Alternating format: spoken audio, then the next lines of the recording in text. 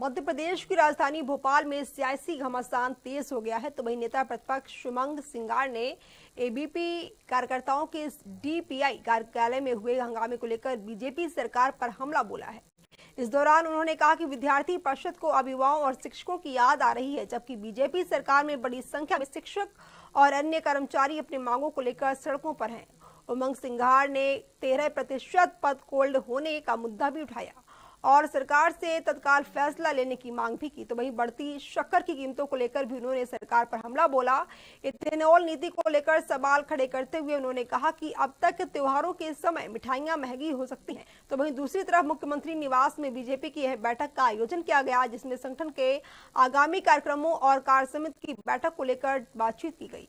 उमंग सिंघार ने इस बैठक पर भी हमला बोला और कहा कि दतिया हार के बाद बीजेपी में खलबली मची हुई है। अब देखिए, मैं समझता हूं कि इस प्रकार की स्थितियों के लिए डिजास्टर मैनेजमेंट होता है। तो सरकार का विभाग जो डिजास्टर मैनेजमेंट का है, वो प्राकृतिक आपदा को लेके क्यों उन्होंने अभी तक इसमें स्ट्रेटेजी नहीं बनाई, क्यों नहीं काम किया।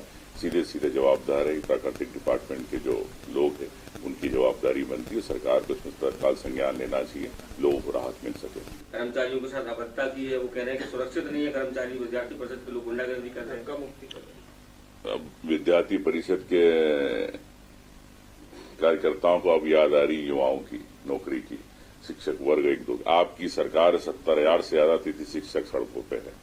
आपकी सरकार में पेशा मोबाइलाइजर सड़कों पे है। आपकी सरकार के अंदर कंप्यूटर ऑपरेटर जो है पंचायत में, वो सड़कों पे है। तमाम लोग हैं। 13% आपका होल्ड किया हुआ है। क्या उन युवाओं की बात करो, आज क्यों आपको आवश्यकता पड़ रही है? अब ये तो एक विवाद तो चल ही रहा है।